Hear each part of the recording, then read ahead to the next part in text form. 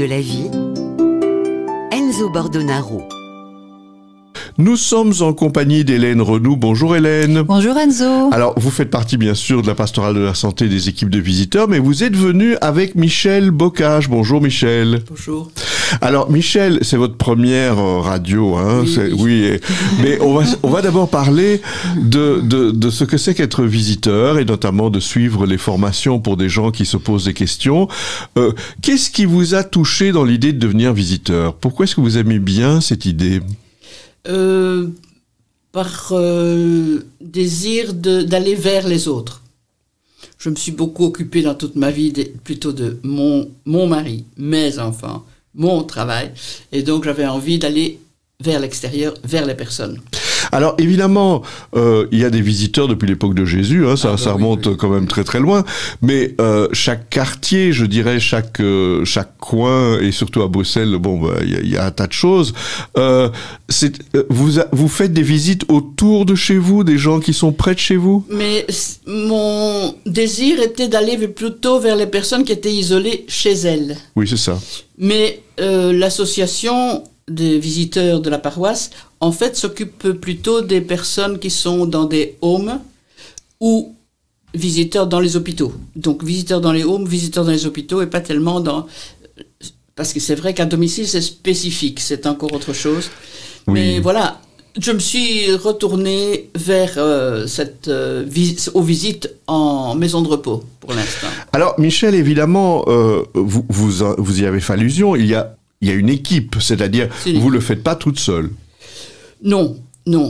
J'ai même eu le besoin de faire pour m'intégrer dans une maison de repos, j'ai le besoin de faire un tour d'abord avec une personne qui visite régulièrement, qui vient apporter ce qu'on appelle le fil, c'est le document des lectures bibliques du dimanche. Et donc je fais un tour d'abord avec elle, parce que je me sentais pas d'aller vers une personne que je ne connaissais pas, qui ne me connaissait pas. Donc je sens le besoin de d'abord établir un contact.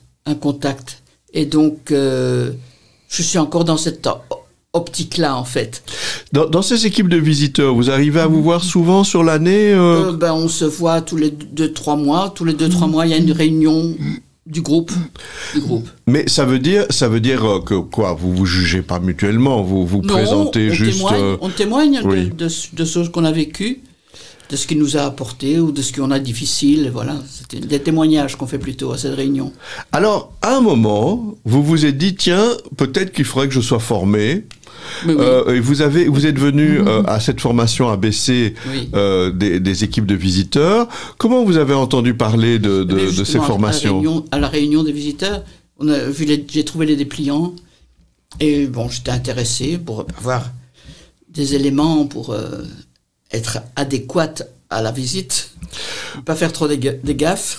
Mais vous êtes arrivé à cette formation avec déjà des questions. Vous aviez des questions? Des questions, non, pas tellement de questions. Comment dire? Une curiosité. Une curiosité. Et puis, qu'est-ce que pouvait m'apporter, en fait, très égoïste. Alors, vous rencontrez, évidemment, à ces formations ABC, vous rencontrez d'autres visiteurs. Oui. Ça, c'était intéressant? Oui, disons que ce qui m'a pas interpellé, c'était justement les participants étaient très diversifiés. Il y avait des jeunes, des moins jeunes, des personnes pensionnées comme moi. Donc, les motivations pour faire les formations à l'écoute étaient très diversifiées. Et ça, j'aime bien parce qu'on apprend... Enfin voilà, c'était intéressant de voir... Mais on partait du concret alors.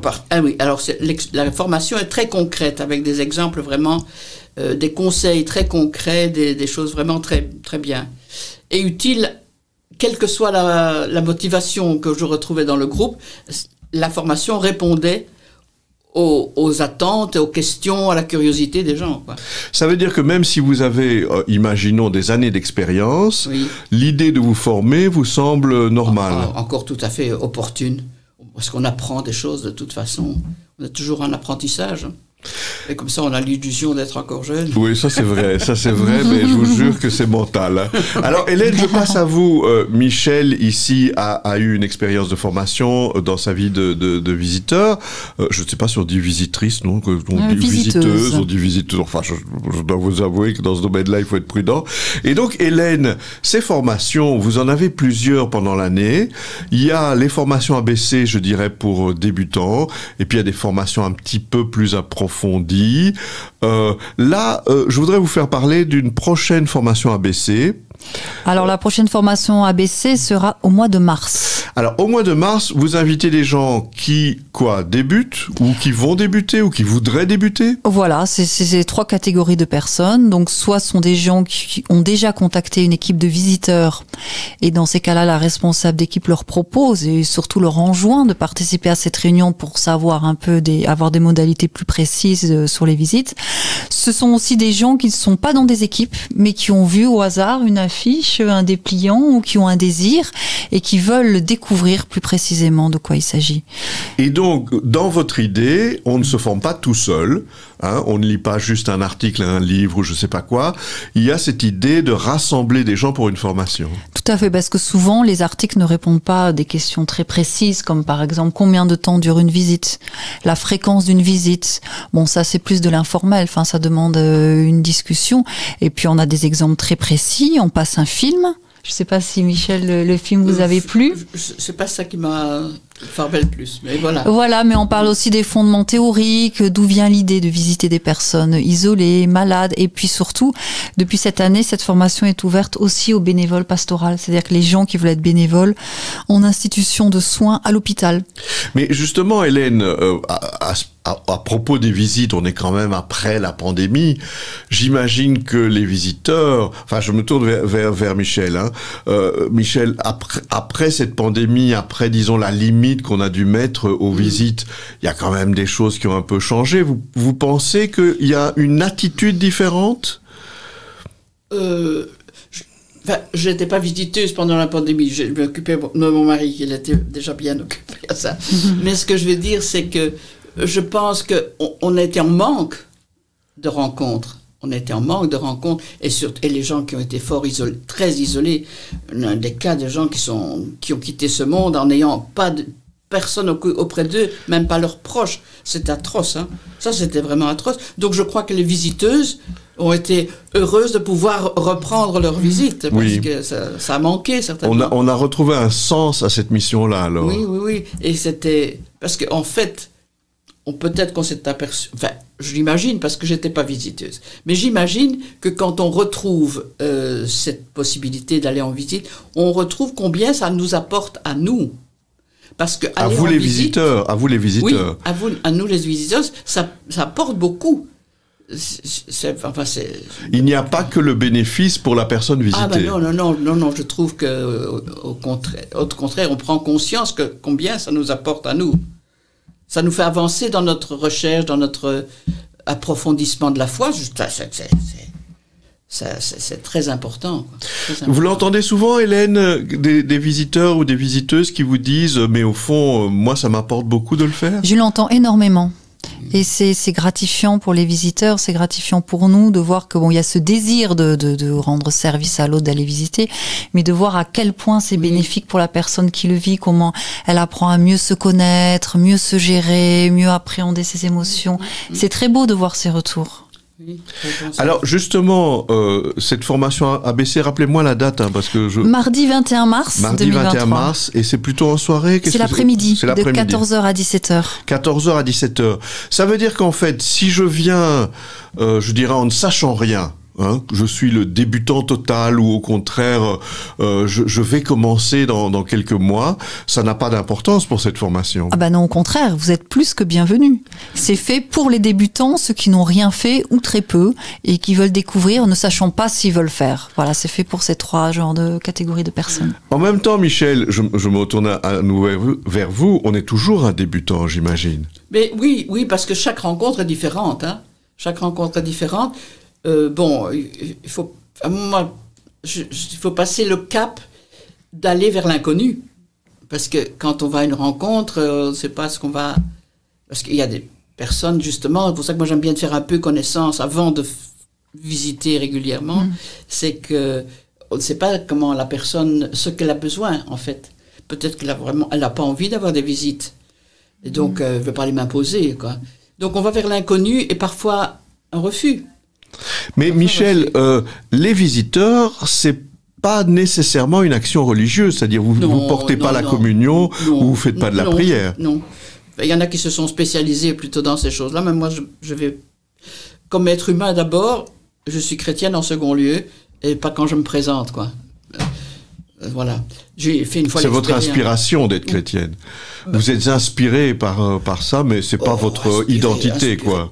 Oui, ça fait partie de mon identité, mais disons que je ne mets pas ça. Je sais pas, une étiquette, quoi. Je suis chrétienne, c'est un fait, mais je ne vais pas voir quelqu'un pour faire du prosélytisme, entre autres, ou même pour partager. Je suis très contente, j'ai eu des contacts avec une personne juive, avec une personne athée, mais j'ai un très bon contact avec elle, ça va très bien. Bon, ils savent que je suis chrétienne et que eux, ils le sont pas, mais ça fait rien.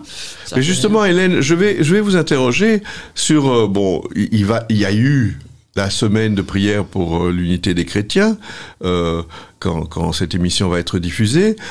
Les visiteurs, ils rencontrent des chrétiens ou des gens de toutes les confessions, en fait. Tout à fait. S'il y a une demande de visite, ça peut être toutes les confessions. Vous pouvez aller visiter une personne de confession musulmane ou alors orthodoxe ou athée.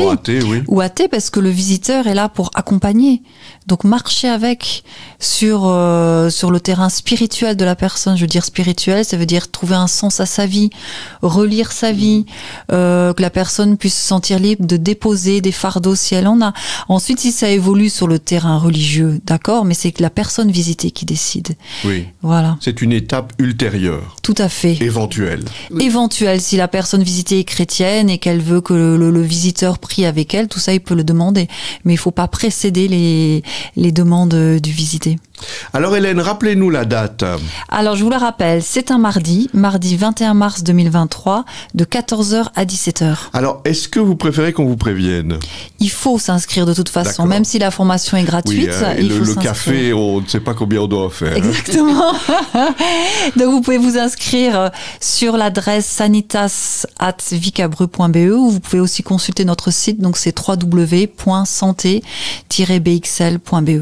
Alors dans le doute, évidemment, vous tapez les équipes de visiteurs à Bruxelles et on va tomber sur le site.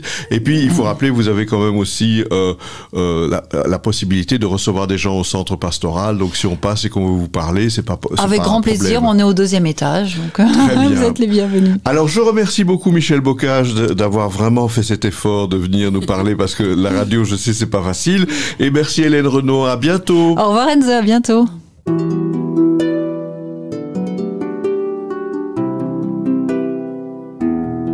Au fil de la vie, Enzo Bordonaro. Vous appréciez une radio sans publicité ? C'est possible grâce à vos dons. Soutenez votre radio. Faites un don en ligne sur rcf.be. Radio Don RCF, la joie de donner.